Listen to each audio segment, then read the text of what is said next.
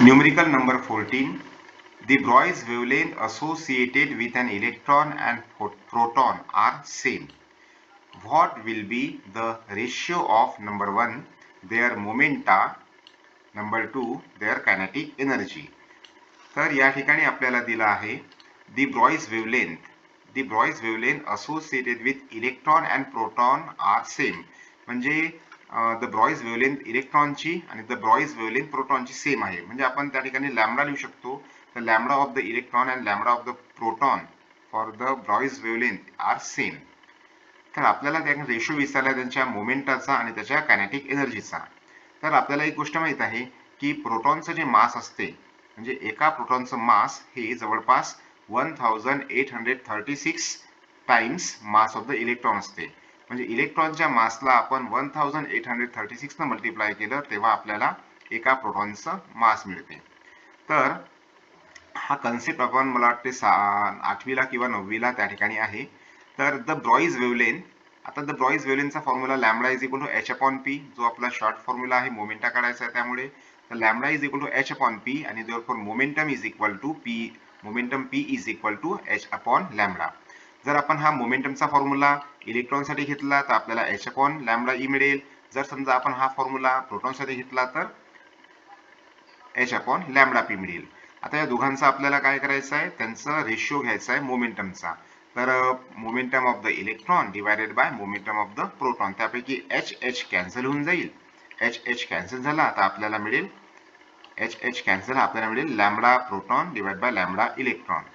ठीक आहे, lambda proton divide bye lambda electron. आणि आपल्याला माहित आहे की लॅम्बडा प्रोटॉन आणि लॅम्बडा इलेक्ट्रॉन सेम आहेत आणि हे सेम असल्यामुळे, हे दोन्ही सेम असल्यामुळे त्यांचा रेशिओ जो आहे तो काय होणार आहे 1. तर आपल्याला त्याचा फर्स्ट आन्सर मिळणार आहे 1. त्यानंतर आपल्याला करायचं आहे एनर्जी.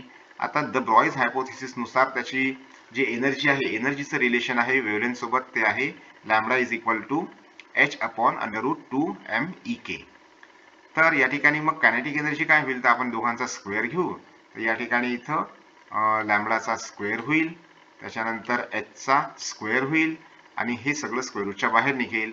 मग आपल्याला सर्वात शेवटी काय मिळणार आहे, तर इके इकडे गेला, इके जर इकडे गेला तर या ठिकाणी आपल्याला मिळणार आहे एच स्क्वेअर. इके जर इकडे गेला आपल्याला मिळणार आहे एच स्क्वेअर ट्वाइस एम, जो रूटच्या आतमध्येच होता त्यामुळे त्याला फरक नाही पडणार, आणि लॅम्बडा इकडे होता तर लॅम्बडाचा स्क्वेअर, तर twice H square lambda square. आता हा जो एनर्जीचा फॉर्म्युला आहे आपण प्रोटॉनसाठी लिहूया. जर प्रोटॉनसाठी लिहिला तर आपला फॉर्म्युला बनेल h upon twice mass of the proton into wavelength of the proton, त्याचा स्क्वेअर. आणि हाच फॉर्म्युला आपण इलेक्ट्रॉनसाठी लिहिला तर इलेक्ट्रॉनसाठी आपल्याला मिळेल h upon twice ME mass of the electron into lambda of the electron, त्याचा स्क्वेअर. त्यानंतर दोघांचा रेशिओ घ्यायचा आहे, त्यामुळे EK ऑफ द इलेक्ट्रॉन आणि EK त्याला डिवाइड करायचं EK ऑफ द प्रोटॉन. याला डिवाइड केल्यानंतर ज्या सारख्या सारख्या टर्म्स आहेत त्या कॅन्सल होतील, म्हणजे h कॅन्सल होऊन जाईल. डिवाइड केल्यानंतर h कॅन्सल होऊन जाईल, आपण या ठिकाणी h कॅन्सल, त्याच्यानंतर 2 हे कॅन्सल होऊन जाईल. आणि लॅम्बडा जो आहे तो इलेक्ट्रॉनचा आणि प्रोटॉनचा सेम आहे त्यामुळे ते सुद्धा कॅन्सल होतील. मग राहणार काय आहे, तर हा आहे मास ऑफ द प्रोटॉन जो डिनॉमिनेटरच्या डिनॉमिनेटरमध्ये आहे आणि मास ऑफ द इलेक्ट्रॉन जो डिनॉमिनेटरमध्ये आहे. तर हा मास ऑफ द प्रोटॉन जाईल वर, मास ऑफ द प्रोटॉन जाईल वर आणि आपल्याला मिळेल वर गेल्यानंतर mass of the proton divide by mass of the electron. तर mass of the proton divide by mass of the electron. आपल्याला माहित आहे की प्रोटॉनचं जे मास असते ते 1836 times mass of the electron असते, त्यामुळे मास ऑफ द प्रोटॉनच्या ठिकाणी लिहायचं आहे मास of the electron multiply by 1836. आणि यामध्ये मास ऑफ द इलेक्ट्रॉन कॅन्सल, आपल्याकडे राहणार आहे आन्सर 1836.